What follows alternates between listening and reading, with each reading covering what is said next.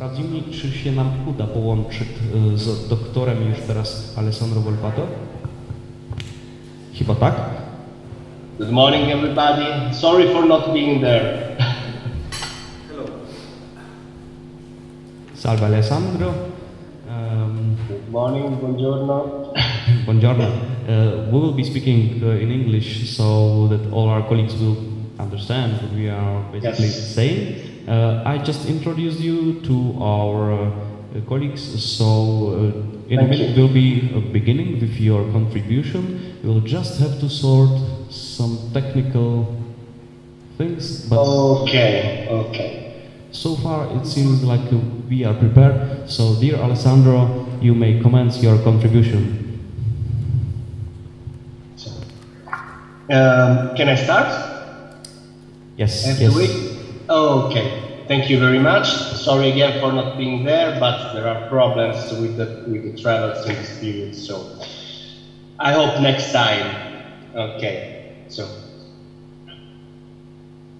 after the end of the First World War, the first seed of the regular Czechoslovak army, armed, equipped and led by the Italian Regio Esercito, returned to the new independent Czechoslovakia, and it was massively deployed in Slovakia as the first line of defense of the new country's borders.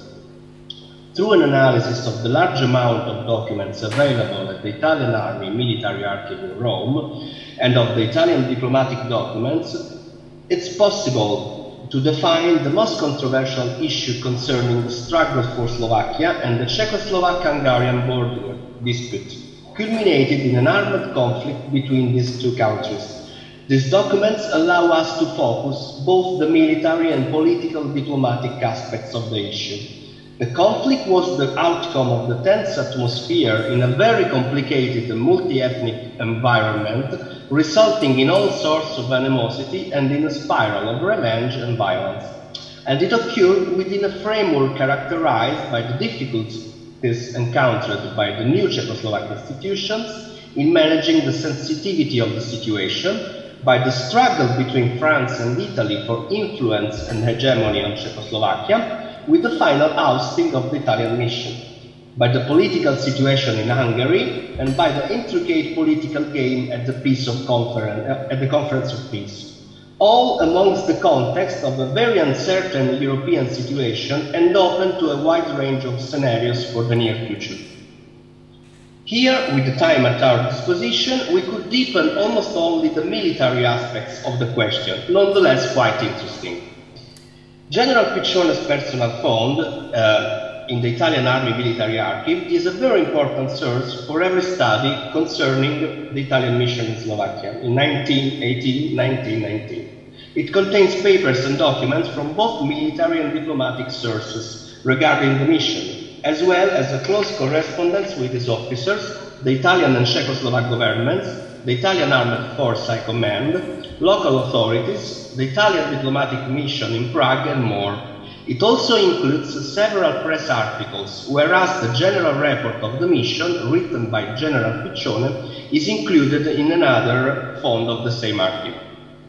It is well known that General Piccione led the Czechoslovak Army Corps, better known as the Czechoslovak Legion of Italy, which was formed during the last days of the war by turning the 6th Czechoslovak Division into the 6th and the 7th divisions as framed in the Italian Regio Esercito. The Army Corps had about 25,000 men, up to 3,000 quadrupeds and as many as 300 trucks. Following agreements reached between November and December 1918 between Piccione, representing the Italian High Command, and Edvard Beneš on behalf of the Czechoslovak government, Piccione led his troops to Czechoslovakia as the first official Czechoslovak army at home, which came under the authority of the Czechoslovak government. Transport of the army began on 14th of December and lasted 16 days with an enormous logistic organization and more than 3,000 railway carriages. Except for a few units positioned mostly in the Tieshin area, the whole Army Corps was deployed in Slovakia with the mandate to occupy and garrison the area within the provisional demarcation line decided on by the Apposite Inter-Allied Commission, clearing the territory of Hungarian troops still deployed on the ground. Troops under command of General Piccione, whose headquarters was located in the town of Promierzich in Moravia, also included the Home Guard units currently on the ground under the command of the Colonel, then General Franciszek Schöbl, and composed of former Austro-Hungarian military and volunteers without military training. From Brno, the convoys of the 6th Division continued for Žilina and Poprad, and those of the 7th Division for Hodonín. Following Piccione's Operational Order No. 1 of 27th of December 1918, military operations began. The occupation of Slovakia proceeded quickly and without serious problems from both the military level and the impact on population. By the middle of January 1919, Slovakia was entirely controlled by the Army Corps. The southern limit of the occupation was the provisional demarcation line with Hungarian Republic, as established by the Interallied Council of Paris, which means the course of the Danube from the confluence with Morava with the confluence with Ipel, the course of Ipel till Oždiany, then a straight line through Rimavska Sobota, Tornalia, Perkupa, Buzica, Tidas, Nemeti. Sorry for the Hungarian pronunciation. Lastovce, and including all these places in the Slovak territory. And lastly, the course of the Ush River, from the confluence with the Laborets till the Uzhok Pass in the Carpathians.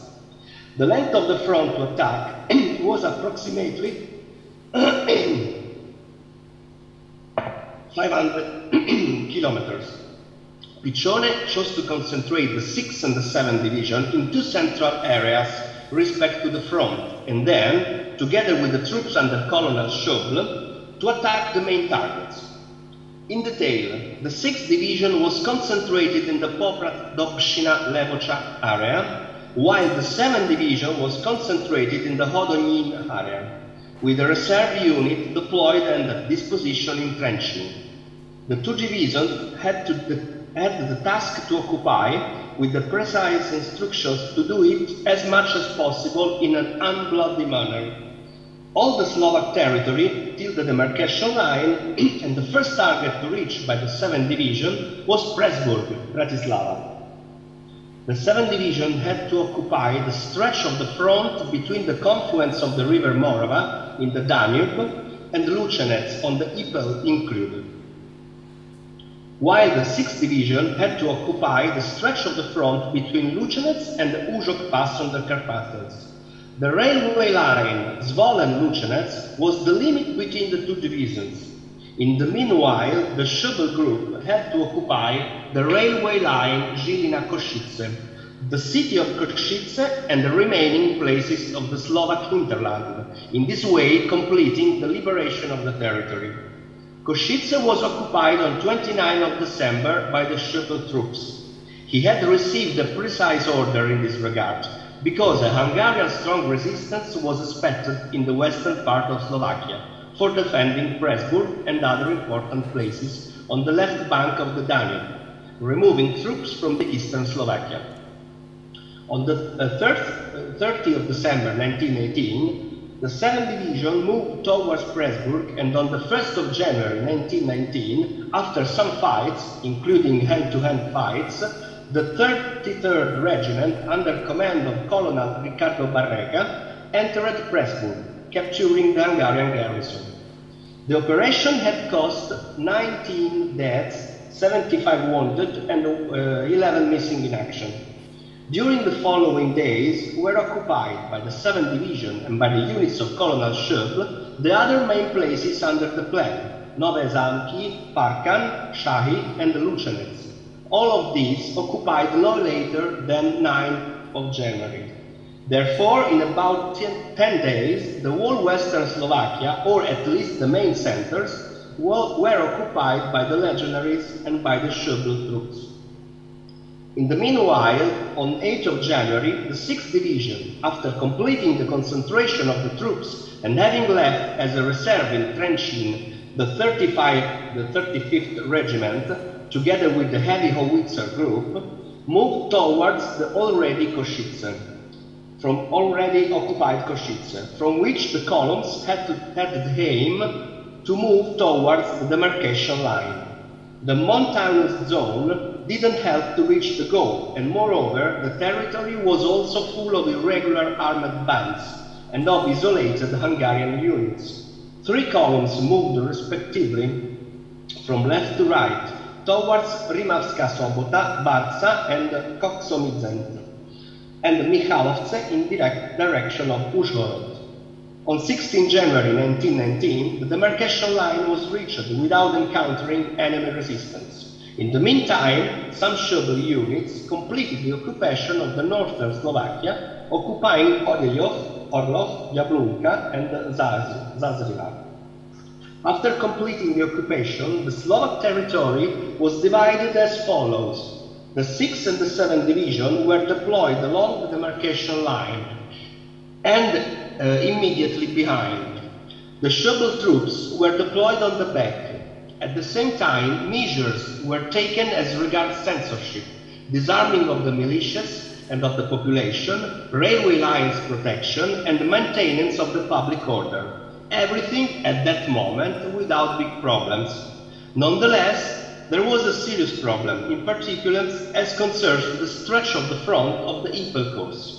The provisional demarcation line had the characteristic not to allow castling defense lines, and moreover, it created problems regarding the continuity of the railway line, so that in the Ypres valley, the railway laid on the left side of the river, in Hungarian territory, as well as the ordinary roads and the telegraph and telephone lines.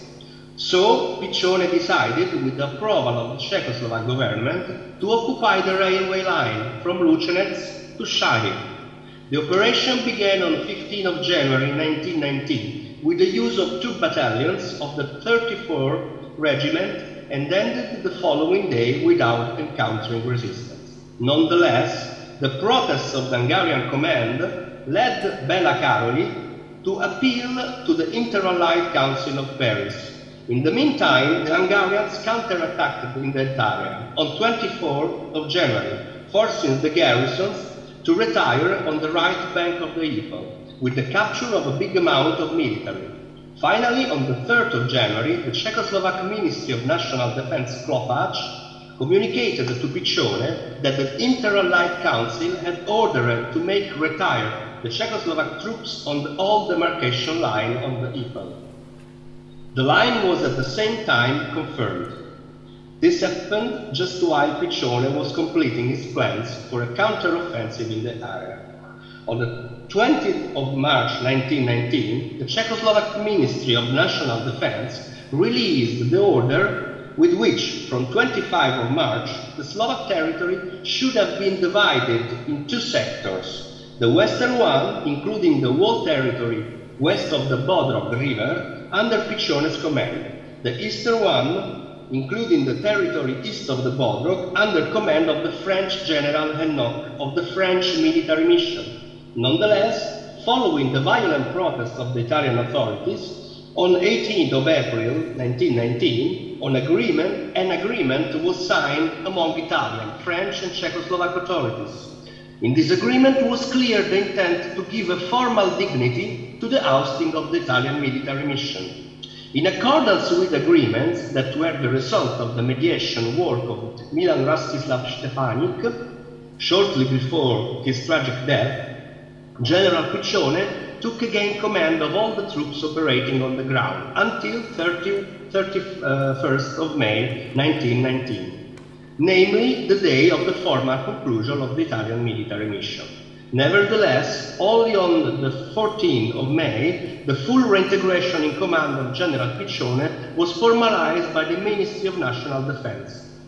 This happened both for the enduring hostility of Minister Klofach and for the delay caused by the fatal accident of Stefanik, occurred in the meantime, the main player of those agreements. In the meantime, the military outcome on the ground was nearly a disaster. From the end of the operation of occupation of the land in January 1919 until March 1919, there weren't real military operation on the ground, but just a busy control of the territory. The so-called financial operation, an operation consisted in stamping the Austro-Hungarian banknotes into circulation within the territory of the Republic, and at the same time it obliged the citizen to a forced loan equal to 50% of their monetary reserves. This operation made it necessary to create opposite military garrisons. The operation that took place from the 1st to 12 March 1919 came anyway to the end without serious incidents. In the meantime, on the 3rd of March, the command of the Army Corps was moved from Kromnieřice to Pressburg, Bratislava. This happened for a better closeness to the local authorities. At the same time, on 13th of March, the Czechoslovak government communicated to Piccione that the Inter-Allied Commission responsible for the definitive demarcation line of the Hungarian borders had decided to move the Czechoslovak borders until the Salgotarian coalfield included and the centers of Miskolc and Szatoraliai-Helin, sorry for the Hungarian pronunciation, Nowe Miasto pod Szadrom, in the south, in addition to most of the Ruthenian territory to the east until Karlibaba, a territory that should have been established at the corridor between Czechoslovakia and Romania.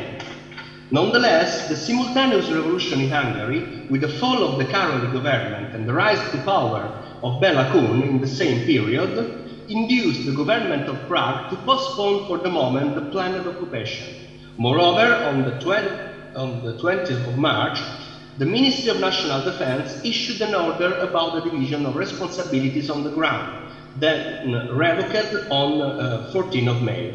Following the decision of the Inter-Allied Council to intervene against the Hungarian Soviet Republic, French, Romanian and Serbian troops, as is known, began advancing concentrically toward Budapest.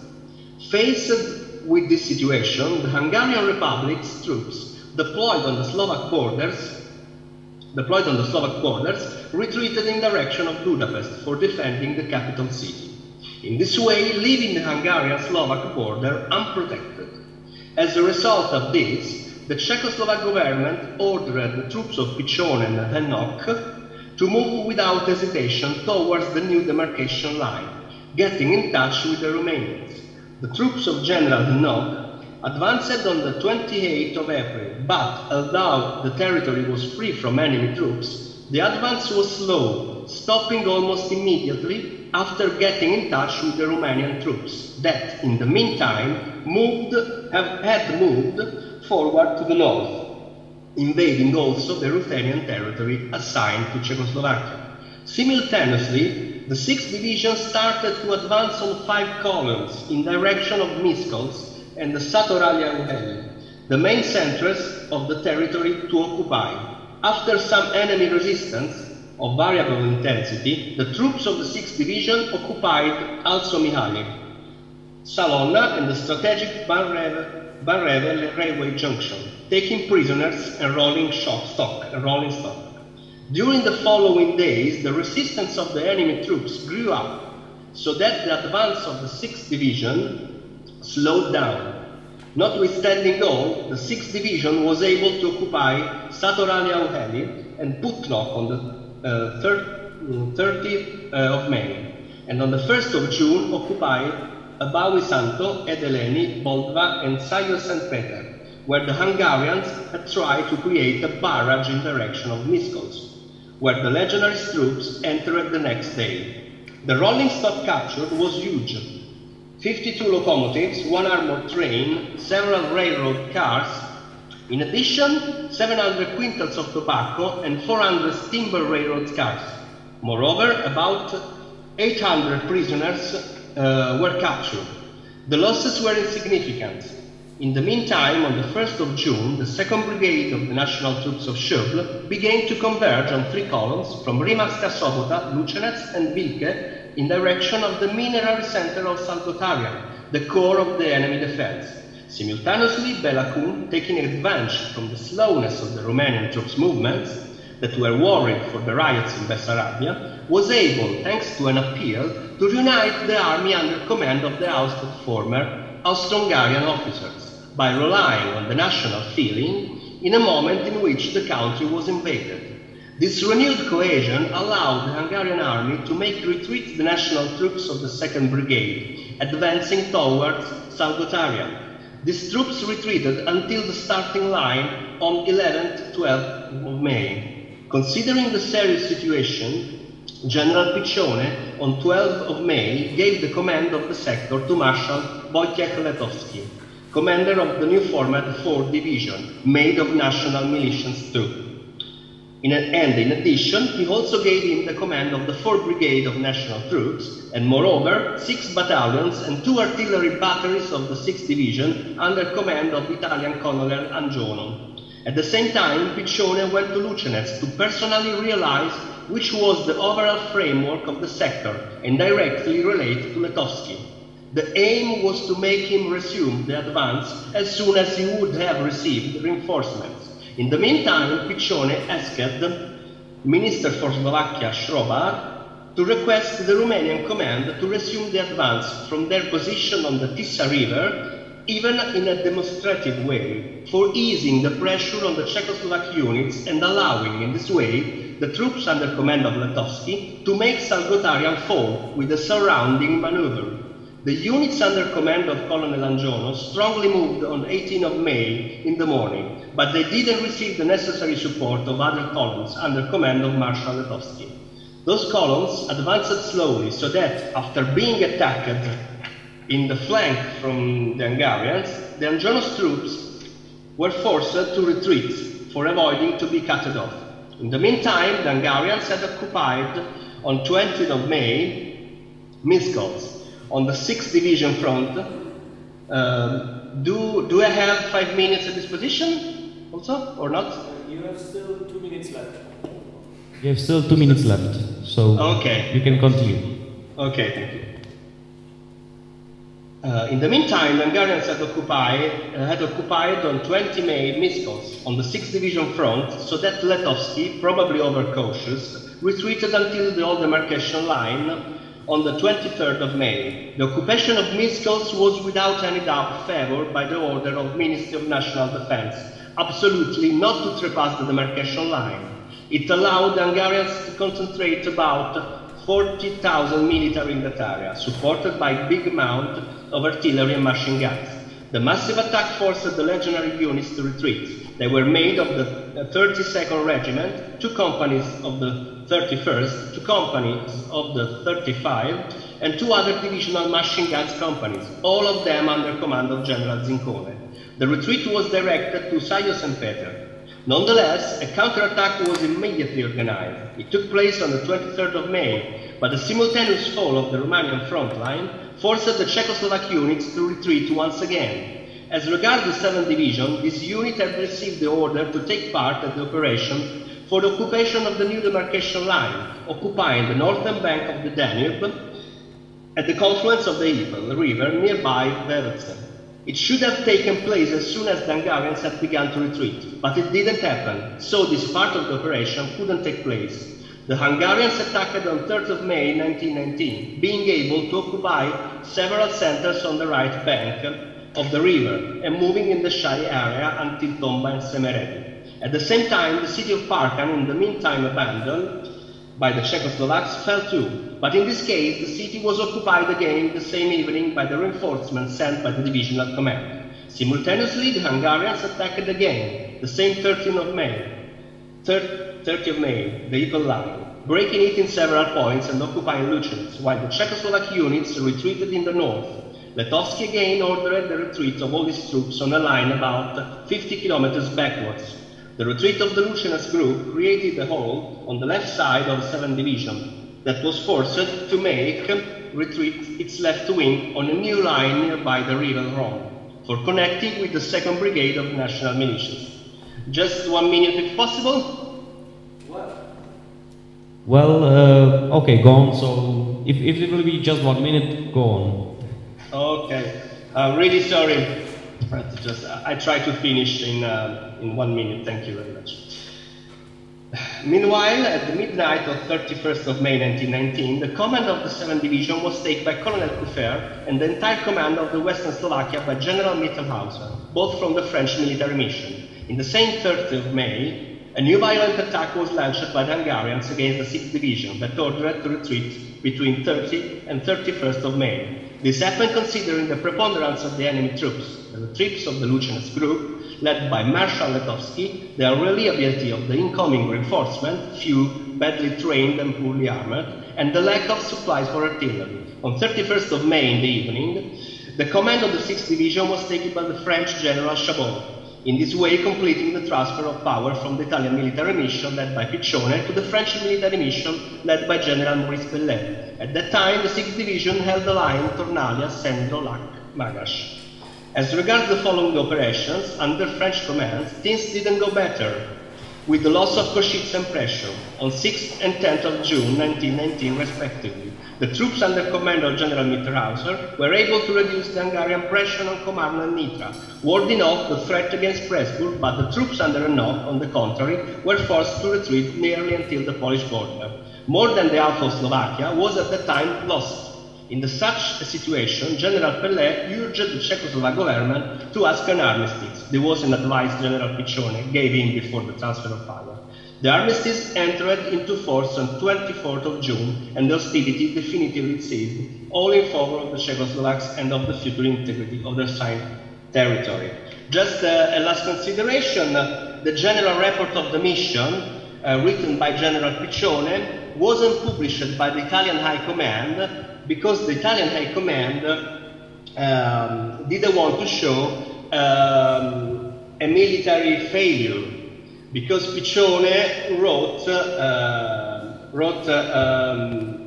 some things against the behavior and the fighting spirit of the Czechoslovak troops on the ground. But anyway, this was a mission under Italian military command, so that the Italian command didn't want to publish it and prefer to maintain it unknown. Sorry for having talked so much, and thank you. Thank you again.